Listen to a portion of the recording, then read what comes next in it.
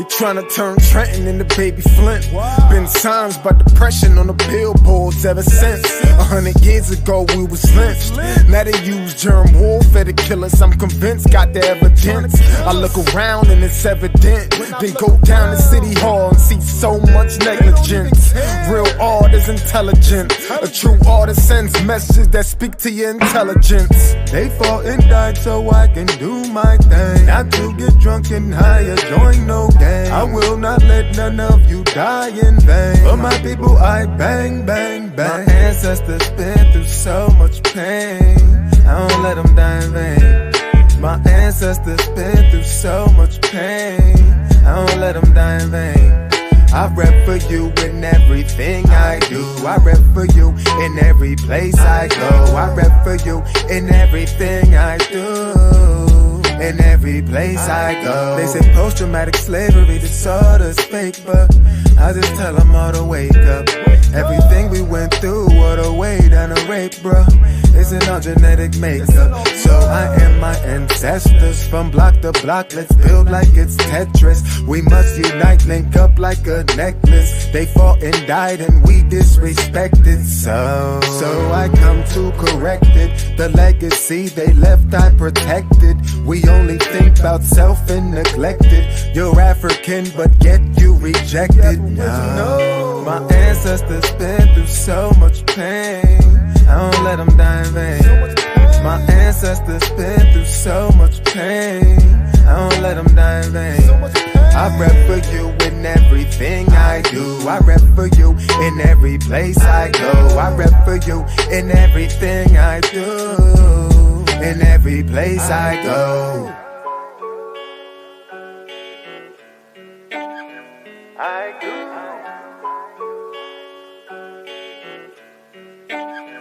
I go.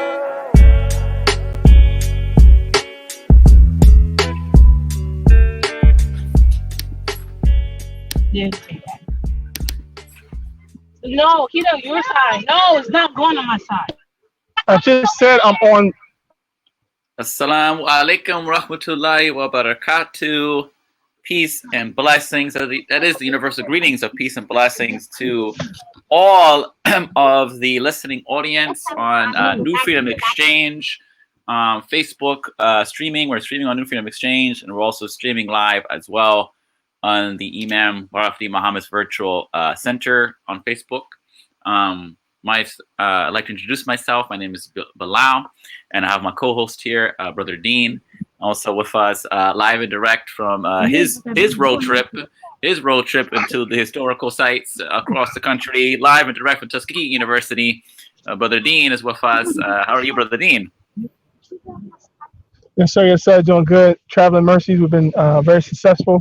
Went through about 10 states, and looking forward to a productive show today. We had a fantastic weekend, not just on the road, but also in the air. You know, the virtual platform had great presenters all weekend, and we're looking forward to today's discussion.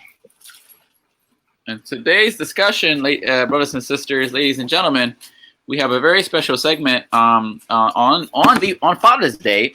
So we know Father's Day is every day for the Muslim or for the believer, for the mu'min. Father's Day is every day. You know, so we want to acknowledge the fathers out there. Wish them happy Father's Day for those who are listening. And we want to introduce a very special topic, segment, and this was called the Brothers Roundtable. The Brothers Roundtable, a code of conduct for community excellence and sustainable solidarity. So this is a powerful concept here, and we have two beautiful brothers with us. You know what I'm saying? Out from Memphis, Tennessee, who are joining us. They're in the studio right now. I'm about to plug them in. So we'll bring in Imam Hamid Abdullah and his partner, Brother Jason Sharif. Assalamu alaikum, Brother Hamid. Wa alaikum assalam. How are you? Alhamdulillah. Assalamu alaikum, Brother Sharif. Thank you, brothers, for coming in. How are you all doing? Doing good, alhamdulillah.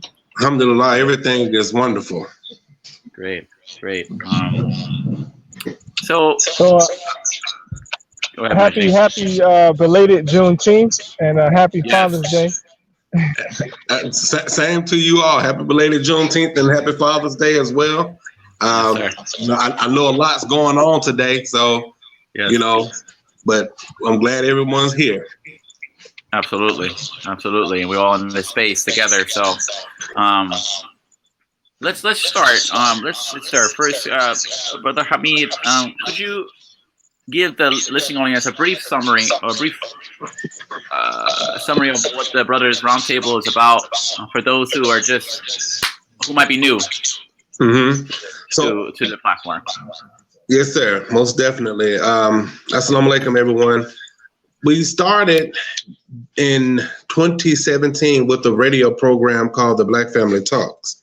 And it was a show that dealt with issues that many of the people in our community were dealing with. And we wanted to bring the ideas that we've had and some of the ideas that the Islamic idea as well, but we wanted to bring that to the table. And what we wanted to do was not make it in your face Islam. We just wanted to introduce sayings. We wanted to introduce the language. We wanted to introduce all of that. So we started it out and we were going and things were going well. And we noticed that a lot of people were talking about certain things. They were talking about wanting to come together, be together. So we decided that we wanted to formulate a group. And we got with some of the sisters that's in Nashville. And because we had never done anything like that, we know the sisters had all these nice groups and they were putting it together. And so they kind of helped us get it together. And they rented out some space in the in a park, one of the parks. And they called the brothers that they knew. We called the brothers that we knew. We got together. And we decided that, because it's funny because the sisters wanted us to come together and talk about our feelings. Well, men don't come together and talk about their feelings like that. So what we wanted to do was come together on the basis of work. And so we formulated the Brothers Roundtable. And the Brothers Roundtable, it consisted of everyone. It was not just Muslim. You had Muslim, you had Christians, you had people from the NAACP, you had people from the Nation of Islam, you had people from all walks, Black Panthers, you name it, they were all there and they were from all walks. And so that was the very beginnings of the Roundtable. Now, one of the reasons we used the concept of Roundtable, initially before that, we had something called the Collective Circle Commission, but we used the circle. And in the circle, there's no beginning and there's no ending. There's just a circle. No one is standing above anyone else. We all have a vote. We all have a say. It's basically sure. Mm-hmm. And so that was one of the reasons we wanted to go that way. And so from there, we bumped our head against the wall a couple of times, but we began to grow, reach out to others. And before you know it, a lot was happening in the city where the Roundtable was a part of. And we done that for 2 years. And then this year, we gave a call to our brothers down in Memphis, and Brother Jason Sharif, he can kind of tell you how that went. But, we've been working in the community since then. And so we focus on the 4 things that the Imam looked at, which is business, education, what else? Politics and culture. Mm-hmm. And so those were the 4 things that we're looking at. Those are the 4 things that we work with, and we do all of that through committee. So a lot of our brothers, they're really excited. They're happy to be a part of the Roundtable because this gives us something to do. We've listened to people talk and preach, but now people have to have something to physically do. So I'll let Brother Jason go on and he can tell you the beginnings of the Memphis Roundtable, and we can go from there. All right, assalamu alaikum, brother. Wa alaikum salam. Not as articulate as Imam Hamid or top, but I'll try to do the best. Brother Hamid called me and just actually, expressed that he wanted to get the roundtable started in Memphis. Of course, he's in Nashville, which is the capital, state capital of Tennessee. I'm in Memphis. We're like 3 hours away. But Memphis is the largest black city. We're over 65% black. He just felt like Memphis is real important to the Brothers Roundtable mission in Tennessee, and that it was real important to have Memphis on board because normally whatever direction Memphis goes in, the state of Tennessee goes in. That's how much influence the city of Memphis has. We wanted to be mobilized at both the local and the state level. We wanted to influence public policy at the local and the state level. So he just called him. Actually, the Memphis chapter just started 2 weeks ago. We just had our first meeting in 26. And yesterday we just did our first community cleanup, which was very successful. We had like 40, 50 people come out to clean the parking lot of the local mall that is in the black neighborhood. So, the people are very excited. The community is very excited. I think, all the protests and the murder of George Floyd really just put a fire on the people. And they feel like they have to get involved and they have to do something to better their community. So even though we announced that we were going to start the Memphis Roundtable like a month before the murder of George Floyd, with the murder and the protest, there's just a fire in the community.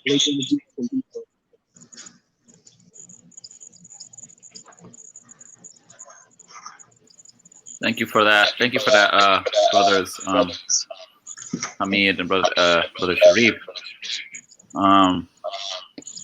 So I think that the other question is here is how successful so far has this initiative been in both cities since you all started it? What is the reception? What's the reception like from the brothers in Nashville and the brothers in Memphis? How's it been received since you all have started this initiative?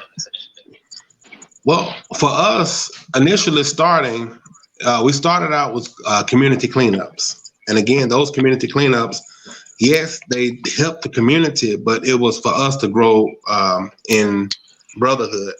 Because a lot of times when you work with a person, you get the opportunity to know a person. What we are embarking on, this is not a sprint. This is going to be a marathon. This is something that's going to take a while because the conditions that we find ourselves in didn't happen overnight. This is something that took time.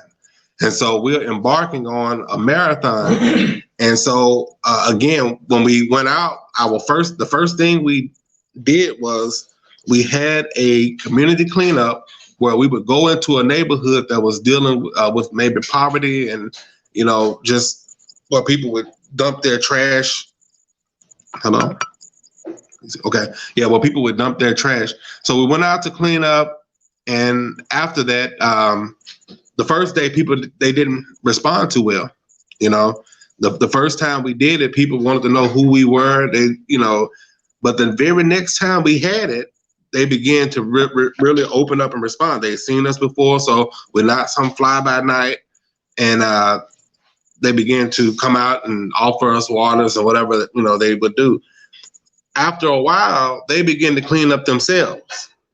And so you can see how people began to have a pride in their own neighborhood and take pride. And I even heard where others wanted to create a roundtable for their neighborhood. So after that, we just kind of began to easily, back out of that particular neighborhood because there were things that they were developing themselves. But I think that it's important for people to have an example. It's important for people to be able to see an example. That way, because if the only example you see is lawlessness, if the only example you see is drugs or whatever, then people will follow. They'll follow what they see. We're creatures of habit. And so if our habit is drugs and drug dealing and gang banging, then that's what we'll do. But we know that, Allah have blessed us. He's blessed us with the Quran. He's blessed us with our Imam, the Prophet. He's blessed us with all of this. Then there are things that we can bring to the table without I'm gonna beat religion into you. No, we're gonna let it subtly catch on, and you can get the idea and get an understanding, and then once you hear it again, you'll know where it came from. But initially, it's something that's subtle. We go into the community. We don't preach anything. We don't talk about anything, but there's still the Islamic influence that's there. We don't come in as a religious institution or organization. That's not how we come, and it's not. And I want to make it clear, because I think a lot of times we may have a tendency to say, well, we straight Muslim, we are everybody. We represent everybody that want a better life for themselves.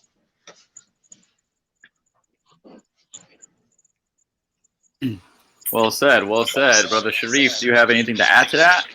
I mean, like he said, I'm still giving a bad background. Can you hear me good? No, there's a background noise. I'm trying to figure out where that's coming from. Well, everything brother Hamid said, I took it. Yeah. Sorry about that, brother. I don't know what's going on. Okay, Alhamdulillah. All right. So, with that being said, where do you all see the roundtable, the Brothers Roundtable, as far as having other applications? As far as we mentioned, you brothers mentioned the community cleanups, and you mentioned the fact that you all started doing that, which is a great, which in my opinion, excuse me, is a great way to start. To engage the community, at least for them to see your faces and get to know who you are. They can stop and have a few seconds, a few words with you all, exchange pleasantries and exchange introductions. But what do you all see yourself as in the other categories that we talked about, as far as the culture, as far as the education and government, etc.? Okay, so now there have been things that we've actually already implemented. This past, in 2019, we got with one of the reverends who own a really large piece of land, and we had the community market.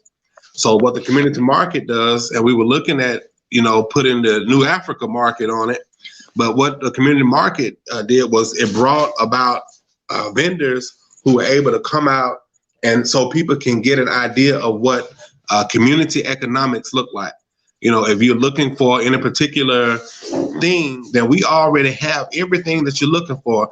The business people in our community have that, but what we've not been organized. So we've already done some of the work with regards to all of those areas, and it was successful. Now, did it start out with thousands of people? Absolutely not, but it had to grow. The idea had to grow, and so it was a successful idea. Also, we've done community education. One of the things that we would do is we would use Dr. Claude Anderson's approach to powernomics. And so that was really well. It was received really well by many of the people in the community. We would hold these, they're almost like classes, and we could teach. Now, with the COVID situation, we have not been able to do as much this year. But our brothers have been really working, and like I said, we work in committees. When those committees work, we all get behind it. Now, again, those committees may consist of the NAACP and some other groups, but what happens is now it's not just the NAACP. You have 101 other groups that's behind you and pushing, for those changes. Another thing, as far as social justice, we led a rally of about 11,000 people, the 30th, dealing with the George Floyd thing. So there are a lot of things that we're doing, and there are a lot of people that we are in contact with, and they're trying to get in contact with us because they see what's happening and what we're doing is working. A lot of the politicians, even, they want to know, what can we do? So we're in the process of working with them to deal with policy. Policy is the thing that moves the needle. It's not, us going out and yelling. We have to be able to change the policies in our communities. when it come down to voting, we have to, not just vote, but, bring in dollars, bring in money so our candidates can get in, the ones who are going to do the things that's going to be beneficial to our community. So all of these are things that we've already done, and they have shown to be successful, and God's willing that we can get this across the United States where we can connect and bring people together so they know that they are not powerless.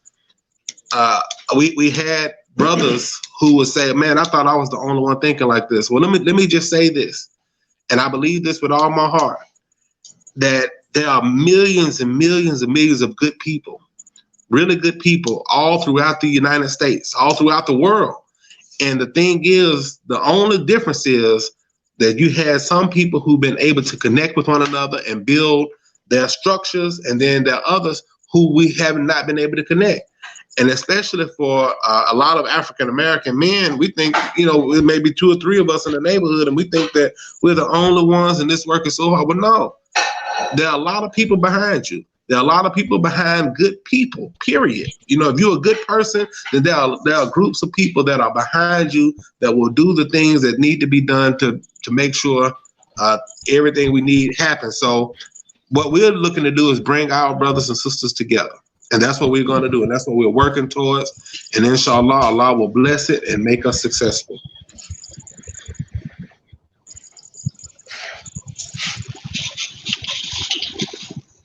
I didn't hear you, brother.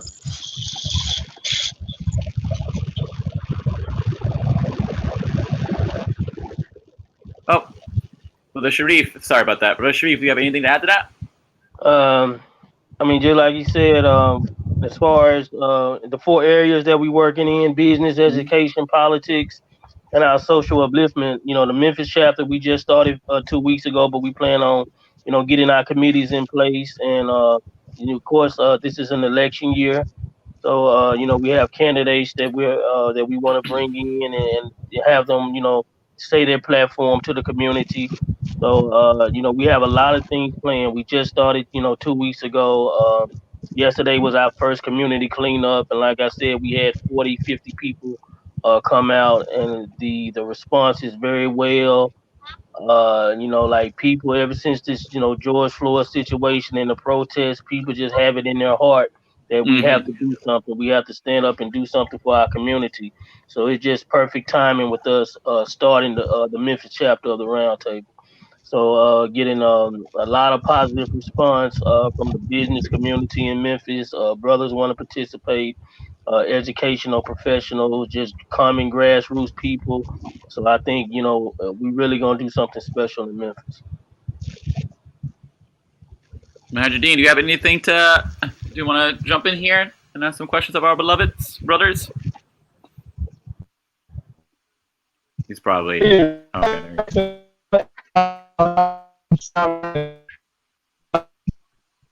Yeah, signal reception is bad. Mahajideen, your signal reception is real bad. Signal reception is real bad. That's because he's on the road. And I think right now he's in Alabama. So there's the signal reception down there. It might be a little. It's going to be a little shot. So while we'll go right ahead, and as Mahajideen fixes his audio, try to get better signal reception.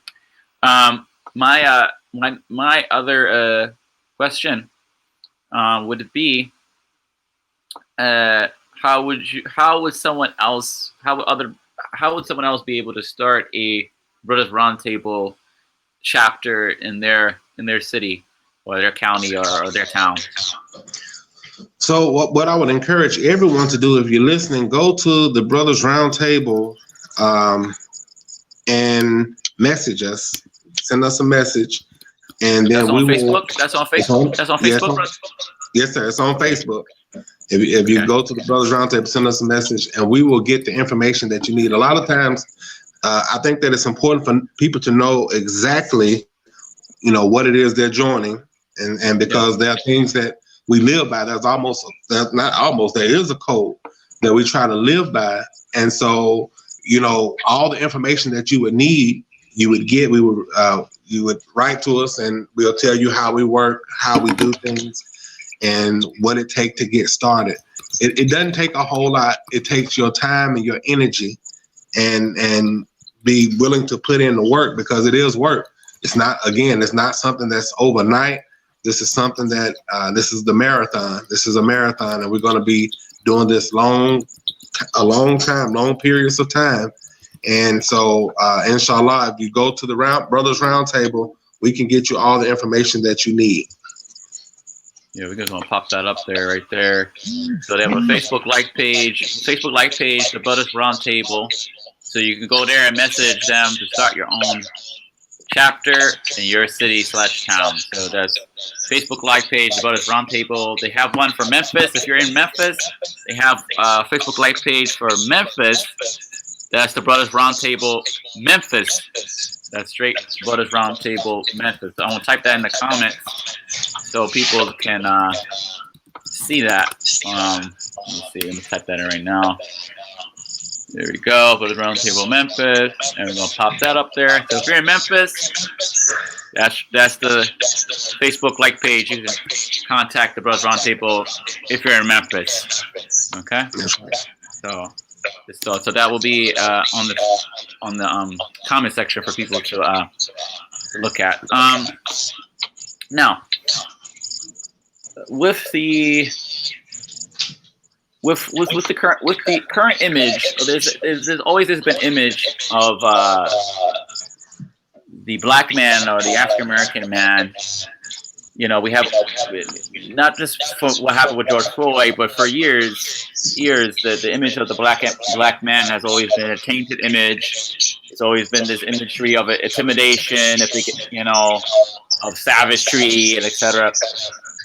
So how do you all see the Brothers Roundtable changing that false image that was forced upon the masses to accept, and forced upon us as black men to accept? So one of the biggest things, and we haven't really announced it too much, but we're in the process of working on changing the image. The way that image was put out was through media.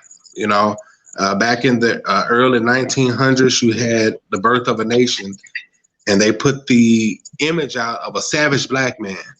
And even before that, you would see these black men, and all of these were on postcards. They were on mass media. So we have to use also mass media to change that narrative. When people begin to see, especially African American men in the public, doing the things that all of the men on earth are doing, when we are in the public, and again, our brothers are the attorneys, our brothers are the doctors, our brothers are the politicians, our brothers are the garbage men, our brothers are the sheriffs and police. Our brothers are people that are working in every aspect of life.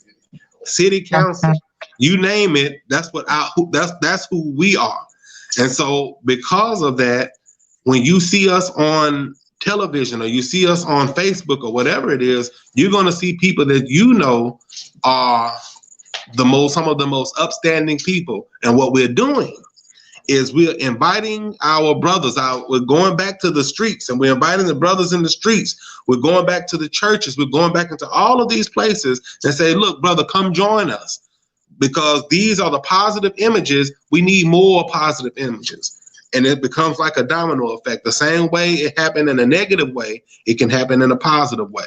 But again, this didn't happen over the course of 1 or 2 or 3 years. This happened over the course of some time in our history. So again, we know that if we're going to be bringing that positive image, and we're going to be working, we also, inshallah, we're going to have our own television outlet where we can put out those images that we feel like our brothers and sisters need to see. So these are some of the things that we're doing, and we are praying that our brothers here, the ones that are listening, help us by joining us and and making this something that's help to change our whole society. Brother Sharif? Yes, sir. Like the brother said, like Hamid said about, the image of the black man in America. Just even now, the brothers that we have on the round table, I mean, like how Hamid said, they're doctors, they're lawyers, I'm an educator. You know, I'm a teacher. We have principals. You know, so we gonna change the image starting with us and being the positive image in the community. Same way we were with the cleanup and how many positive, you know, brothers we had come out. So we'll just start the image, start changing the image by being the example and not only being visible but being credible and showing that you know we are intelligent, we are thoughtful, young black men or men who want to bring change to the city of Memphis and to the state of Tennessee. So changing that image of the black man in America starts with us, and we're well on the way doing that. Right. Absolutely. Absolutely. I'd like just to read the mission statement for the Brotherhood, the Brothers Roundtable, and I think this is a powerful mission statement. Very powerful.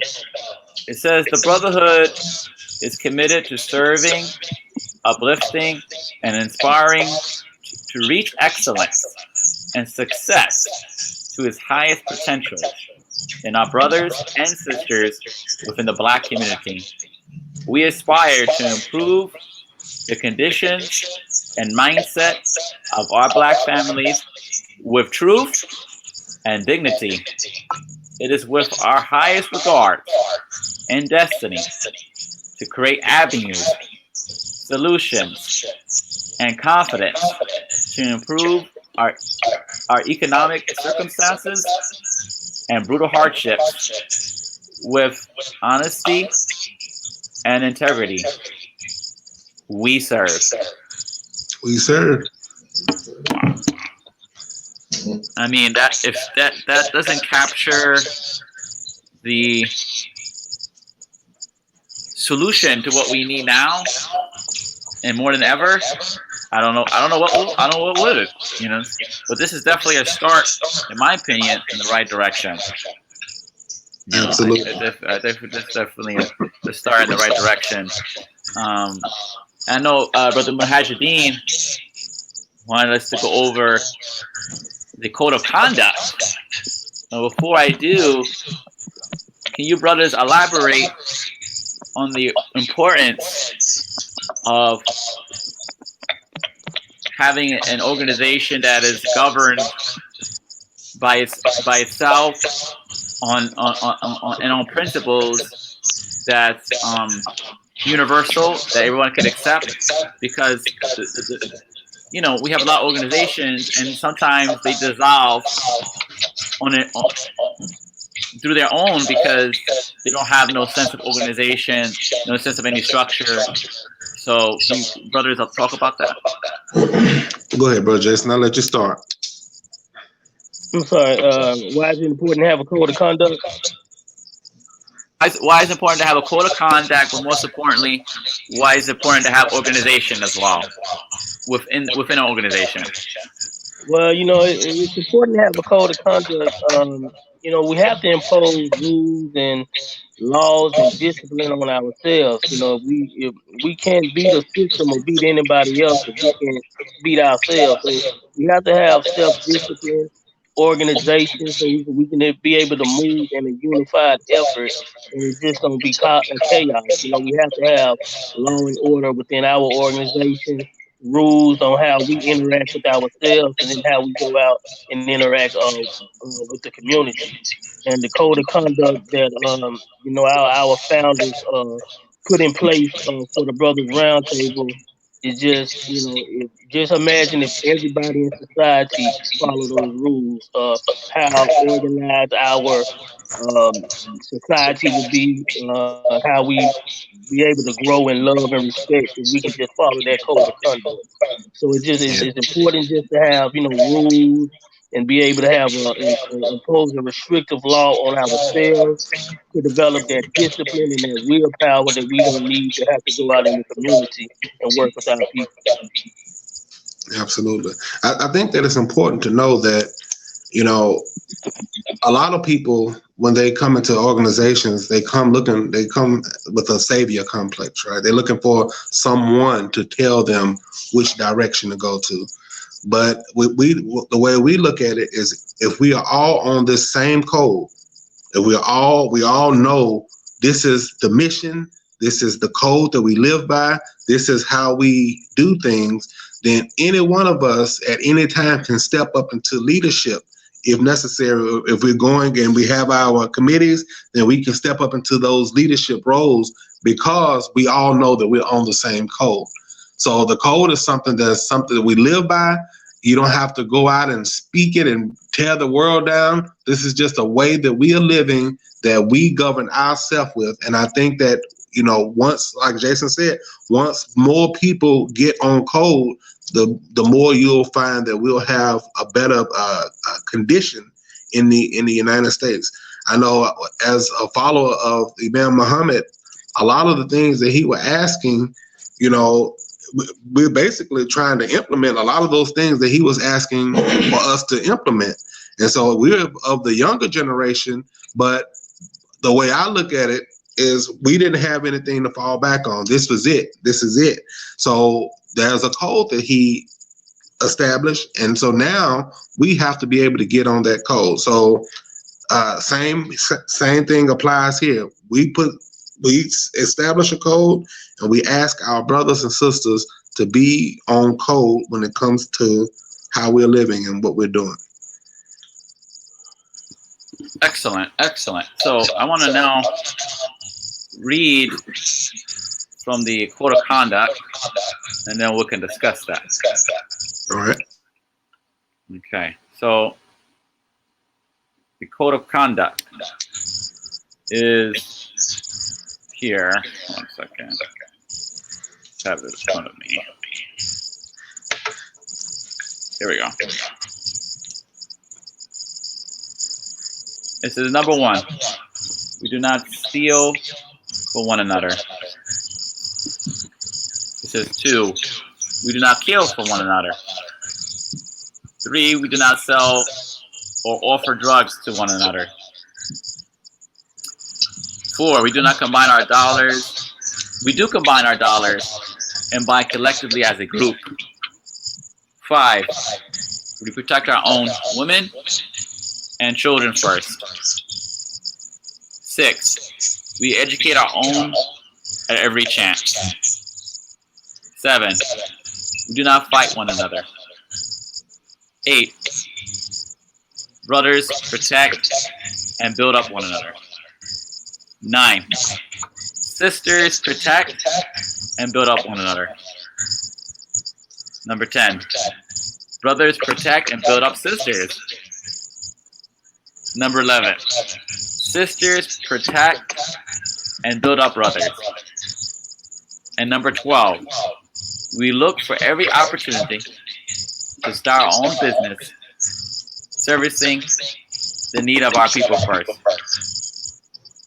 By following these rules, we ensure every member will treat each other with respect, as well as treat the community that we serve with respect. It is through respect that we're able to build our communities and grow in love and respect for one another we serve. So, I have to say, what was the inspiration? Because to me, it sounds like the 10 Commandments of sorts from that was revealed to the Torah from Prophet Moses. So what was the inspiration of establishing those 12 commandments or those 12 rules of conduct for the organization, for Brothers Roundtable? Well, yeah, I agree. It does sound like the 10 Commandments, but that's actually the black codes that we kind of pull from that. But it also reminded me of the letter that our Imam gave called The Best Situation. And in that letter, he talked about us, doing some of these same things, doing business with one another, and how if we done business with one another, that we would have success overnight. And our Imam here, he mentioned that he didn't say you would be rich overnight, but he said you would be successful overnight. So if we have a code and we live by, you just think about in some of the cities that are dealing with poverty and crime. If their code was this, that would be success overnight. If the code in our high crime cities where we do not kill one another, that's the code, then the crime rate would drop, and you would begin to see a lot of other things drop, and the drugs would drop. So you would begin to see the community uplift itself. Now, our goal is to ensure that we get out into the community and let our community know that this is the code that we want to live by. And so what we're rolling out now is we're going to push the code.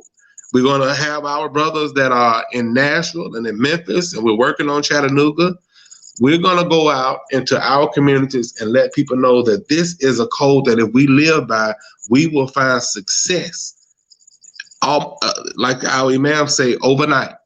If we live by this, then we'll find that success. So those are some of the things that's really, for me, the idea that push those codes and to make sure that we have a code. Thank you, Brother Hamid. Brother Sharif, Yeah, want to add? yeah. It's funny that you mentioned the Ten Commandments. I was reading a book called How to Police the Black Community, and the brother that wrote the book, he's a Muslim in the Nation of Islam, but he stated how Moses came and he gave the children of Israel a law to live by. He gave them the Ten Commandments for them to police themselves.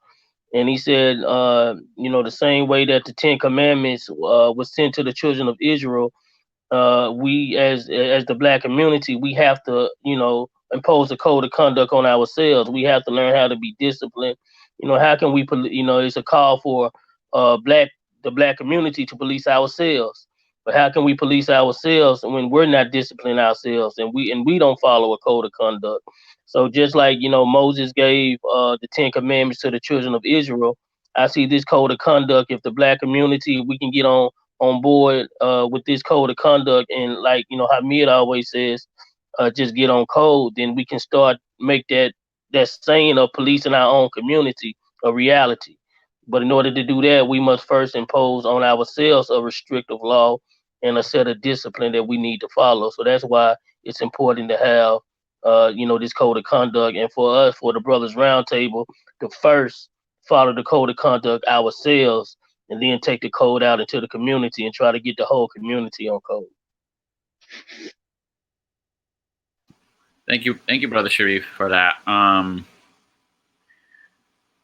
I'd just like to say that it's so important that mentorship for our brothers is so key. We have to have mentorship for our brothers, and what better way to have mentorship for our brothers than such an organization like this? And I remember when I was in college, at a HBCU at Lincoln University in Pennsylvania, first historically Black college university. We had a male mentoring group called Boys to Men, not to be confused with the R&B group, but we had a Boys to Men mentoring program, and that was for freshman men who would come into the university. They will be assigned to a mentee through the organization. They would join an organization, they will be assigned a mentee, and then the mentor would be, of course, an upperclassman, a sophomore, a junior, or perhaps a senior, who would take those young brothers for that academic year and help them adjust to campus life, help them adjust to academics, help them adjust to the social atmosphere, all of those different things, and by the end of it, we hope that by the end that our mentorship will prepare them to what? To become mentors themselves, and or to be able to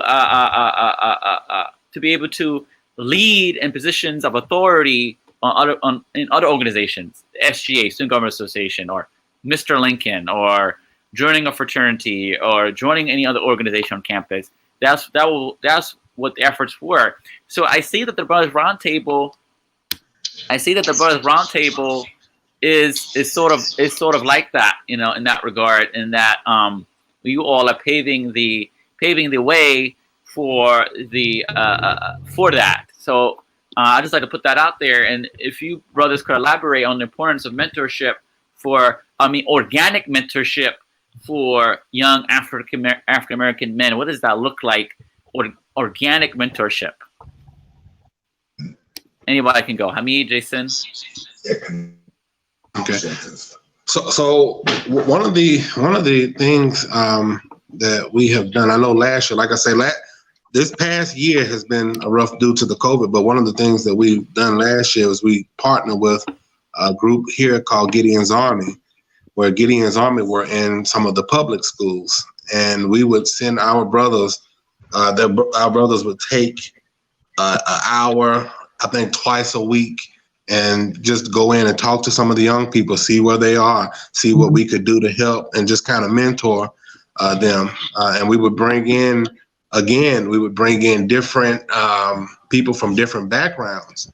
And a lot of times when people see others that look like them, that's doing something, and they're able to ask those questions, they're able to, if you're a business person, you're able to talk about business, and or you're a doctor and you're able to talk about medicine with younger people that look like you, it really goes a long way. And so we've seen where some of the younger people in our who we've mentored, they're coming out of school and they are looking to do some of the things that we brought to them. So mentoring is a wonderful thing. We also have in our group here in Nashville a psychologist, and I think he deals with child psychology. But to have those types of people to be and to give our children the ability to talk to those type of people instead of the ones that they're normally used to in their neighborhood, there's nothing better than that.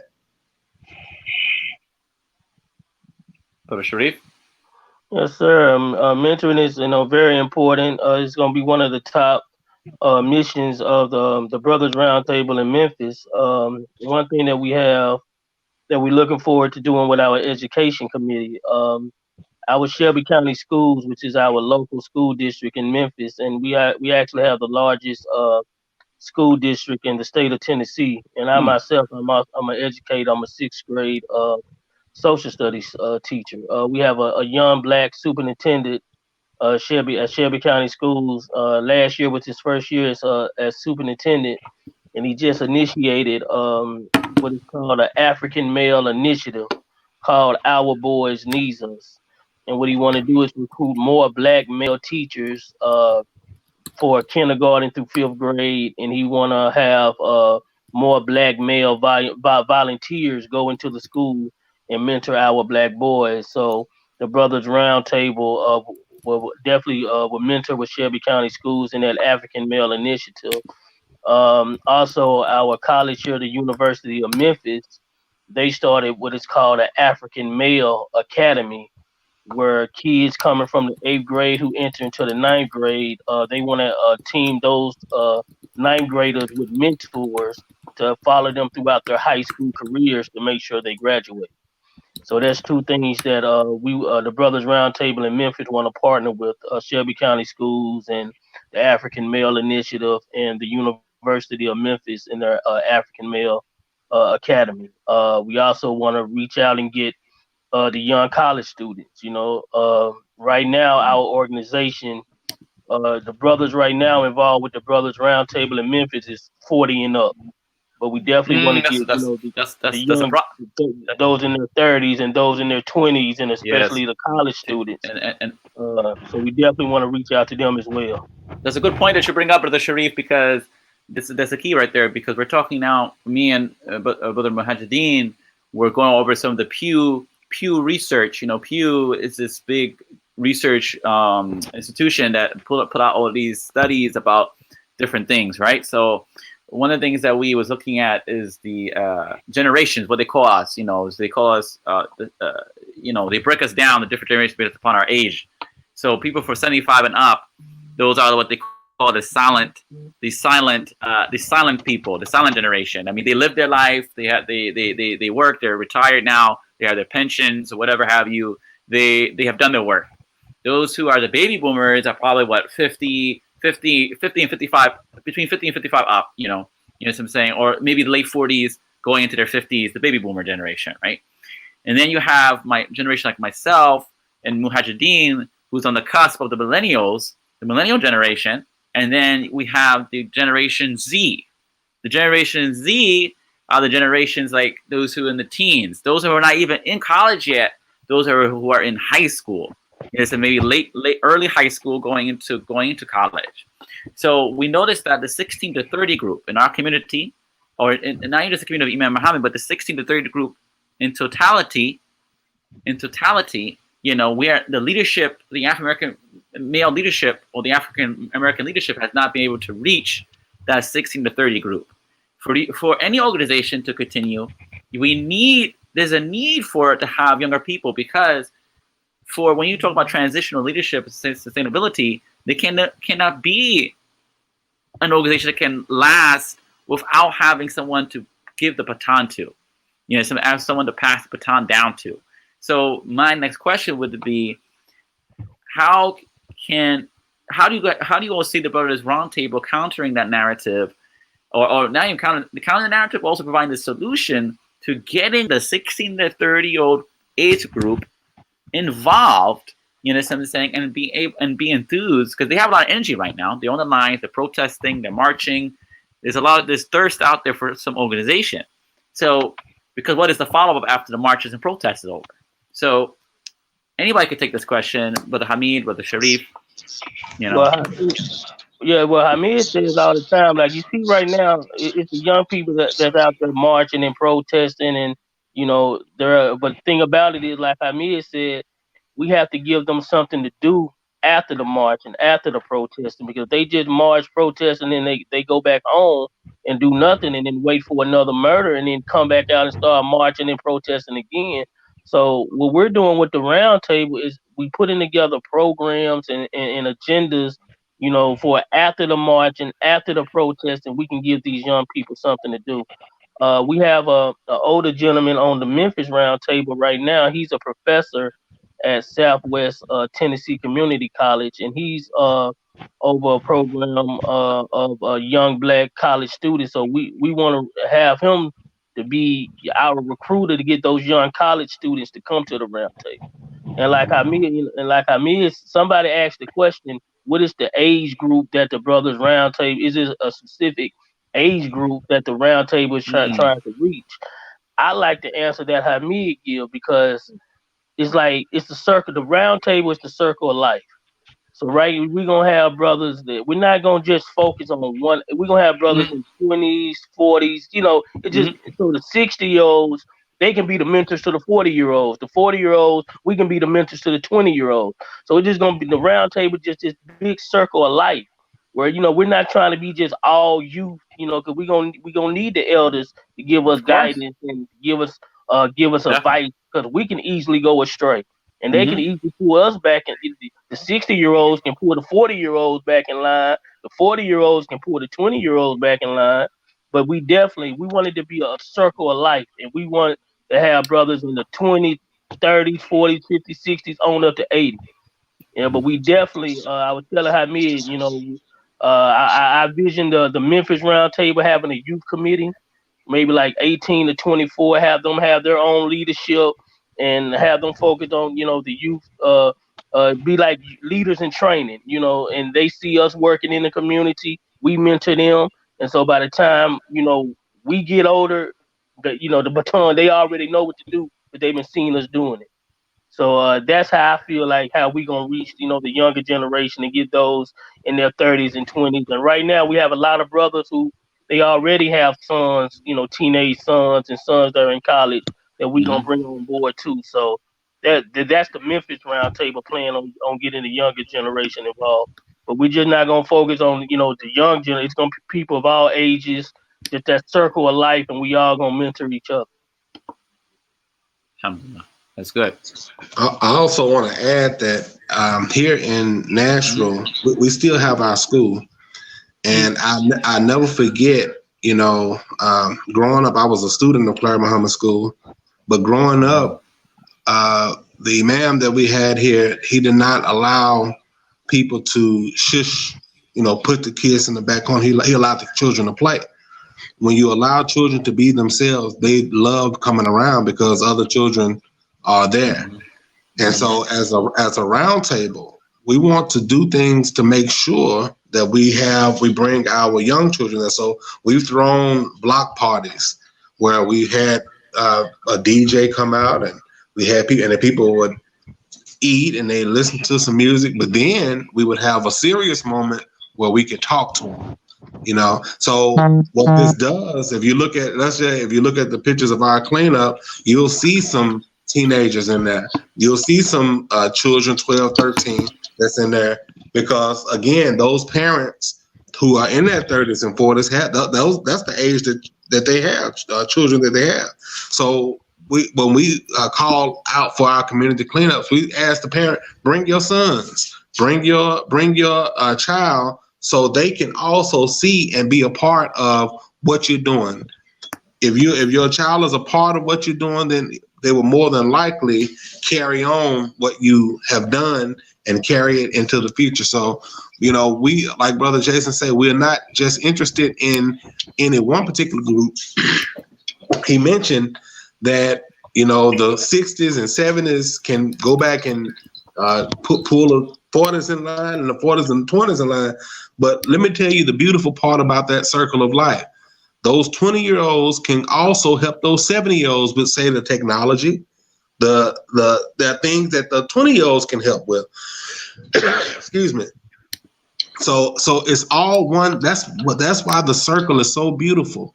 And when someone pulls out, because people pull out, sometimes, they come in for the sprint, we just tighten our circle.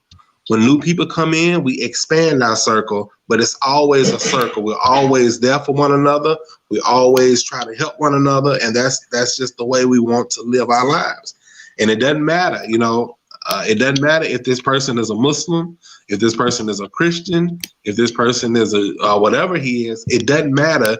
We are here to make sure we are building a better life and a better future for all of us.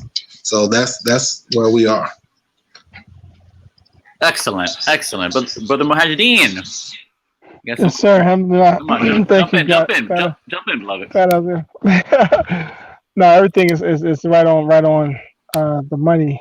One thing that came to mind when you were breaking down the generations, the Generation X, right? Generation X is the one in between the millennials and the baby boomers.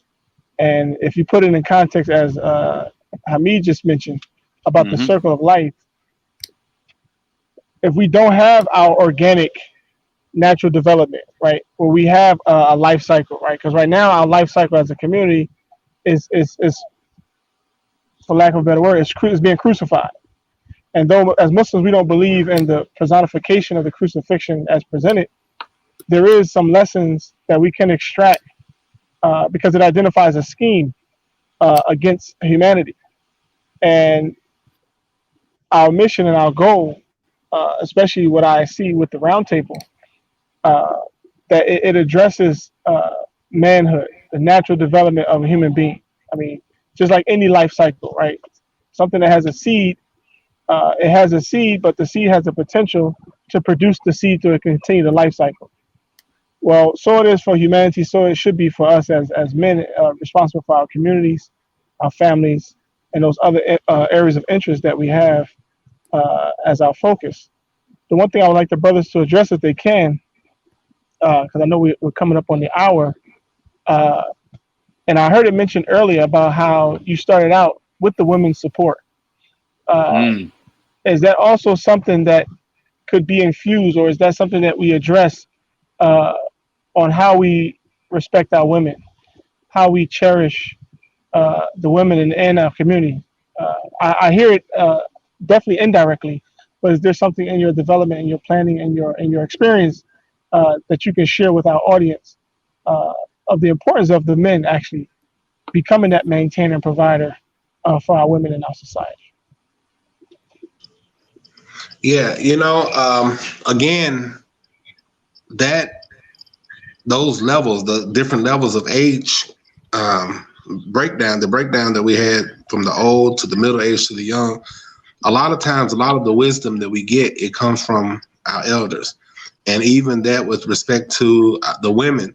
A lot of young men, when they come in confused. They may not know. They may have heard so much, in the streets, and they have these ideas about women. But when you find yourself in the midst of men, and when I say men, I mean real men, the kind of men who've been taking care of community, then those ideas, you begin to look at them yourself as a weak idea. These are weak ideas. And so what we want to do, what we've always done, is make sure that our women are respected to the highest level. Allah tells us to reverence the wombs that bore you. And so it's not just the physical woman, but, some of the things that women have put forth, those are some of the wombs that have bore our intellect. Those are some of the wombs that have bore us in general. So it's important for us to reverence that and make sure we do that. Now, one thing I do want to say is that our women, even though they would really love to be a part of what we're doing, they understand that right now, this is a sacred space. This is a space where men come together and learn and relearn to be men. So that when we go out into the public, we are able to help the overall community. But we are working on something for our sisters. It just won't be in the but we just mix like that. But there may be times that we come together at a later date. But right now we are having to focus and build what we have. Brother Sharif, you want to get into that? Yeah, just to follow up with Hamid said. I mean, in Memphis, when we started the Brothers Roundtable, I mean, we didn't get pushback from the sisters. They was very excited. They was like, the brothers need this space, and we want the men to do this. I mean, even when we did our cleanup, we had sisters. They came out and helped out with the cleanup, but they also came and were just passing out water and were just cheering the brothers on. So they definitely support this, and they want us as men to step up for the community, and they want us to have this space, and they respect this space. Even when I started the the Brothers Roundtable Facebook group, and I was sending out invites to the sisters, and they was like, "You invited me by mistake." They was even respecting our space on Facebook. So yeah, they're real excited about this. They want the men to stand up and be the maintainers and the protectors of the community. And they're right beside us, supporting us and cheering us on in Memphis. They're real excited about the Brothers Roundtable. Excellent. And I want to bring up a picture here. And let me see if I can do that. Bear with me, brothers. I want to bring up. I dug some research into the cleanup, so I just wanted to show the people what that looks like. Just give me one moment, brothers. Bear with me here. Oh, there it is. And that's the Memphis Roundtable. We cleaned up the parking lot of the Southland Mall. There we are. And the Southland Mall is the first mall that was built in Memphis. It's in a predominantly black community of Whitehaven. But a lot of the anchor stores like Macy's, Dillard's, and Sears have pulled out of the mall. So the mall is struggling. Mm-hmm. And we learned that the mall, they don't even pay anybody to clean up or to cut or to do landscape. They don't have the money to do it, and they say that it's cheaper to pay the fines than to get somebody to clean up the property. So we as the community went in and cleaned it up, and we had like maybe over 100 bags of trash that we picked up. Wow, excellent.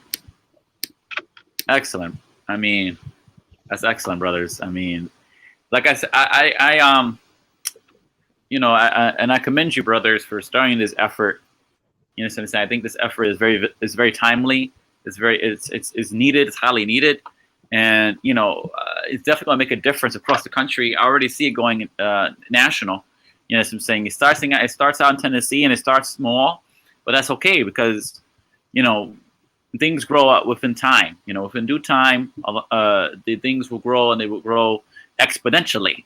I'm saying I see that happening.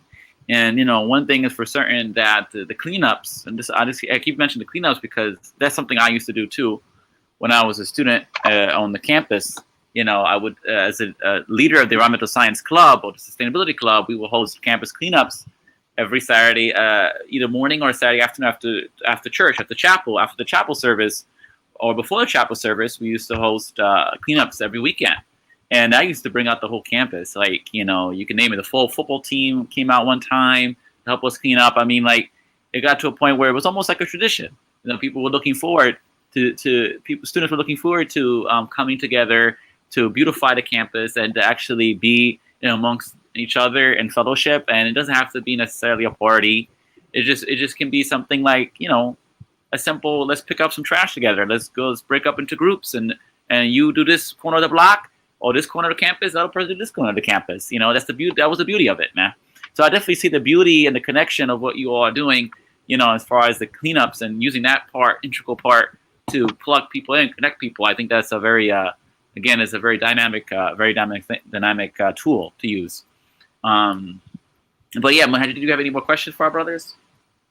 Yeah, I guess the other connection in reference to the, I know one of the emphasis is governance. I heard you mention earlier before I got cut off about, you know, we being in the year of campaign, election year, right, and getting our brothers active in the political process. Throughout this weekend, we've been addressing it from different perspectives, different angles, separating from this system, integrating in the system, coexisting in the system with our form of democracy, or shura bainahum, mutual consultation. So as brothers, we know even in scripture there are many lessons of brothers as a sign for and a vision for the potential that's in each of us that we have to check, right? We don't want to kill our own brother. We don't want to scheme and plot against our own brother. That's why I really appreciated the code of conduct. And I'm definitely in full support of it. In fact, I was at a community gathering, and I shared that with them as a form of introducing that we're looking to start a brothers roundtable in the area, and it was well received. So in light of that, knowing that our disposition is what it is, we still have to be aware. And I don't know if it's because my name, you know, or whatever, but it's something that always just makes me have to bring to my attention and to those that I associate with the schemers, the plotters, those who try to undermine the potential of humanity, right? Because that's the attribute of Shaitan. He's the enemy of mankind. He doesn't want mankind to function naturally. So can you just share with us in your experiences some of those challenges that may have come up, maybe from those who try to subvert or interfere in the natural progression of doing something good? Yeah, and Brother Jason, like I said, they're just getting started. So we've been talking to them and kind of getting them ready, because I promise you, once you start it, they will come, you know, and they're going to work and they're going to do all they can to ensure that what you're doing is not successful. We've had where they would come in and they would bring people with them and they would inflate the numbers, and then they would something happen where they would leave and they would take their people with them.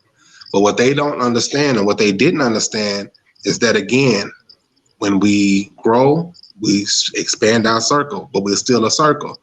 And when we shrink, we contract, but we're still a circle. I believe that Allah is blessing this. God is blessing this because when we started it, we were sincere. We wanted to make a change. And I believe that when Allah is with something, it doesn't matter what those people do.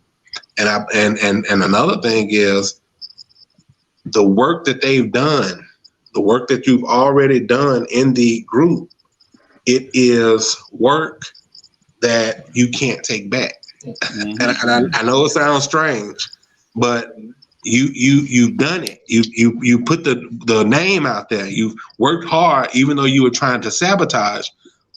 And a lot of people that heard your original call, they didn't hear the last call. They didn't hear the sabotaging. So you've done that work. And so that's what happened. We've had quite a few people try that. And again, our makeup changed. So we began to grow at such a rate where 1 week we would have, say, 30 brothers come out to a meeting. And then the next week we would have 30 totally different brothers. So, and a week after that, 30 totally different brothers. All of these brothers are a part of the round table, but the ones that you may know or the ones that you may have brought in, you know, they know you and they know what you're trying to do, and you may get that done, but there are another group that didn't hear that didn't hear that that evil that you were trying to do. So Allah has been kind to us in that regard. We've had ups and downs, and I won't tell anybody that you won't have ups and downs, because when people see you working in the community, they're going to try it. There's been no group in history where they didn't try it. But when you start off with a sincere heart, start off believing in Allah, and Allah will take care of it. And those people, you know, they'll go away. And that's always been our experience, and Allah's always blessed us because of it. Brother. Yeah, like Brother Hamid, the Memphis chapter, we're in a good position where, you know, the brothers in Nashville have been doing this for 2 years. So they have already had the growing pains and experienced, you know, everything. And so we're just following their lead. We know that as we get started, it's going to come. It's inevitable that you're going to have somebody come in and try to disrupt what you're doing or try to sabotage, you know, what you're doing. I mean, even before when I got started, I had the naysayers telling me it's not going to work and you wasting your time and this and that. And I just had to, you know, it's okay. Everybody's not going to see your vision. You just go and work with like-minded people. So we got, you know, Brother Hamid, you know, the brothers in Nashville mentoring us, and we already know what to expect and how to handle once, you know, those little shaitans come in and want to start doing the whispering. So we're thankful that, you know, Nashville, they already been through those growing pains, and they're mentoring us as we go along. Excellent. Closing, I think you all mentioned it earlier about the importance of imagery and media. Can you just maybe close out on the interest of, I guess, in competition, friendly competition with like-minded groups, right? Because that's another thing. Not that it's any spitefulness that comes with it, but it's just part of the work that you're gonna, you know, it's just like a sports team. You know, you're gonna come across good competitors. So what is some good ethics that you all can share with us as we get ready to start our group and looking to expand it? I'll tell you, this you is already tried it, already doing it, and they might have a method of doing it, and it's not that. Yeah. No, I'm sorry. It's funny. We have a picture, and Brother Jason and I, we talked about this earlier, and I saw the Memphis, they were working hard, you know, they were working really hard. So I told Jason, we're going to outdo y'all on this cleanup. Now, we didn't outdo Memphis this time, but inshallah, next time we go try to take Memphis.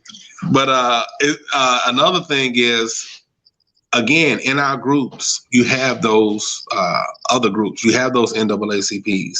You have those Black Panther Party. You have all of those groups. So, yes, the Black Panthers, they do what they do, right? We know what they've been doing for the past 30 or 40 years. That's their job. We don't try to step on anyone's feet. In fact, when something happens, I'll give an example. Here in Nashville, somebody sent something to one of the president of the NAACP's house. The president of the NAACP called me. He said, "Do we have any brothers who can, you know, help out?" So I said, "Well, let me call some brothers." I called one of my brothers who are part of the Black Panthers. They set 2 men outside of his house to watch his house. Now, in any other circumstances, you will never hear about the NAACP and the Black Panthers working with each other. You'll never hear about that. But this is what happens. You don't hear about that in the public eye. But this is what happens when we get together privately. When we get together privately, we can talk about certain things. We can do certain things that we don't have to worry about the money disappearing. Or we don't have. So I'm not concerned that there's going to be some competition. None of my brothers are my competition. I don't compete with them like that. The only thing we compete in is doing good. How can we do good? And even in that, we're going to try to do good together. We're going to try to bring it all in this thing together so we don't have to be a competition in that way. Now, again, the next cleanup, Brother Jason them won't beat us. That's and we're gonna post it, brother. You didn't post our picture. When you post our picture, we were close to them, but they got us. But next time, brother Jason, I'm making this a public proclamation that we're coming to Memphis. And if Philadelphia come, and if Newark come, and whoever else come, I promise you, you won't be able to see us. Boy, that's a big claim, right? That's a big proclamation right there, man.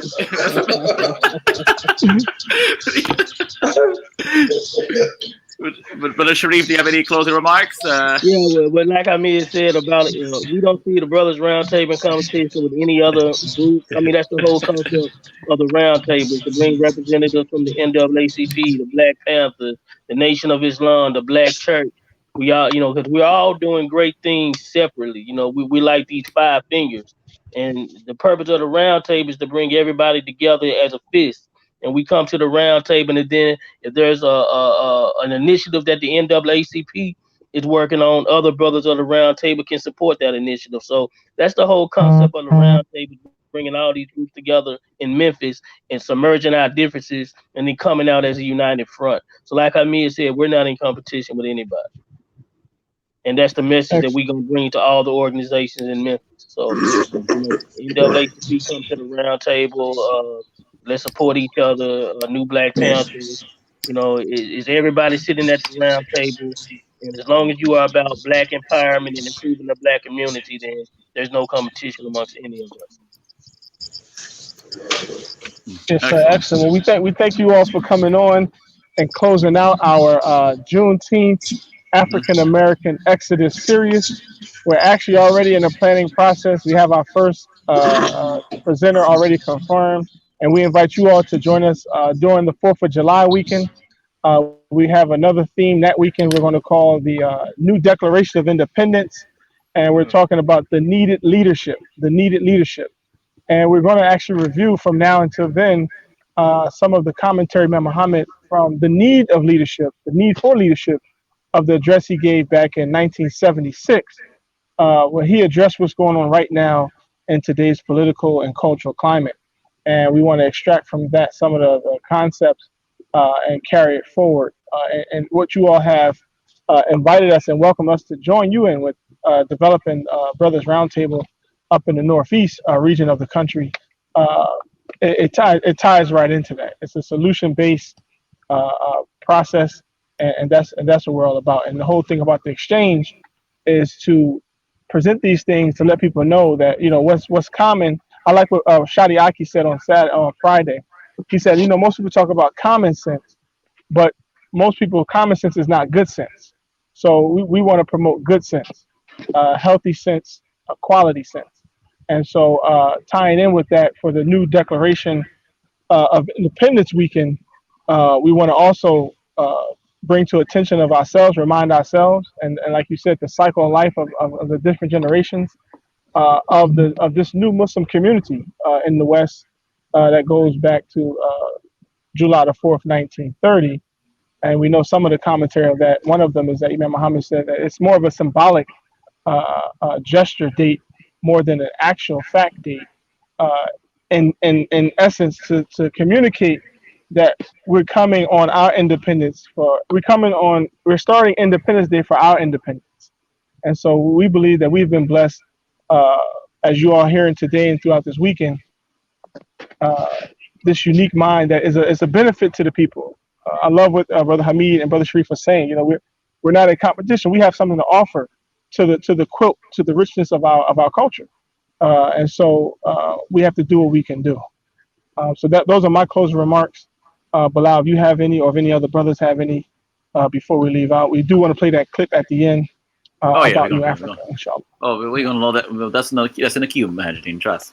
That's in the queue. But without further, I just want to say to our brothers, thank you again for joining us here on the New Freedom Exchange. This platform will be an open platform for you all. If you have any topics, or you want to bring together the brothers here on this platform, you're more than welcome to utilize this platform. This is a platform for the people. We want it open it for and have an open invitation, open opportunity to engage with the global community, in the global sense. So I would like to give you that invitation. Second of all, again, I would like to thank the audience for listening, those who listened and those who will be listening later on the rebroadcast on YouTube and etc.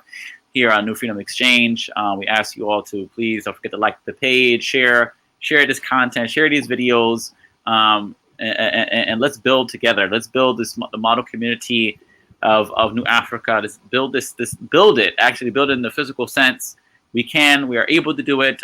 And I have faith that we can do it, and has been done, and it can be done even in 2020, even in the midst of this social unrest, the civil unrest, even amongst COVID-19. Yes, we're struggling with COVID-19, but that should not stop us from building. We can still build with each other. We can still plan with each other. We can still get out there and do some work, safely, and and productively. So that is my commentary on that. Yes, thanks for having us. Thank you, Brother Sharif from Memphis, for coming in. Imam Hamid, is always a pleasure. Thank you. Mm-hmm. I was going to just say thank you. And again, anyone who's interested in starting a Brothers Roundtable, check us out on Facebook, the Brothers Roundtable. Message us. Mm-hmm. Yeah, message us, and we'll be happy to get you the information. It'll be either myself or Brother Sharif, and we'll get you the information that you need.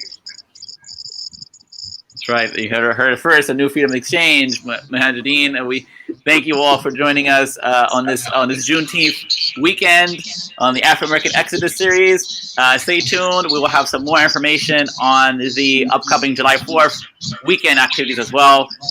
For Happy Father's Day again to everybody who's celebrating Father's Day, and peace and blessings. Assalamu alaikum rahmatullahi wa barakatuh.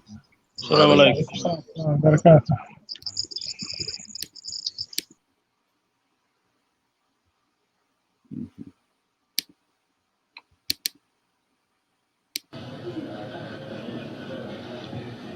Now, in concluding this,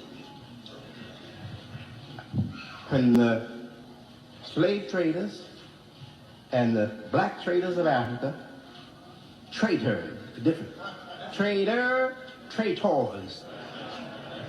when the slave traders and the traitors of Africa called themselves Muslims, were fighting each other and carrying on and weakening their people over there, so that the white traders come in there and get us, take us on slave ships and bring us here.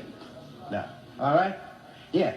So now, when all that happened, what you think was happening to our human soul? Let me tell you, God has given me an eye to see into the very abstract form of the human being by my study of the Quran. Yes. Now, I'm going to tell you what was happening. I know, as if I was there. The soul of those victims had given up on this world. They knew they were going to their death. They knew they were going to circumstances that were going to finish them off. They would never have their lives again. They knew that. But in their soul, they were saying, our children will one day be free again, and they will serve God. We have failed, but our children will one day serve God.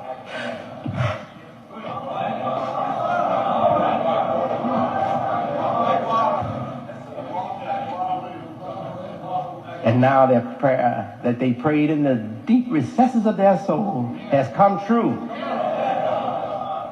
And not only are the descendants of the black people of Africa from Islam coming to Islam, taking up the divine cause, but those who never were Muslims, their children from Christianity, their children from Judaism, their children from paganism are embracing Islam in America. And we are going to build New Africa. New Africa, right here in the United States. Allahu Akbar. And the soul of those suffering victims, they're rejoicing. because of us here today.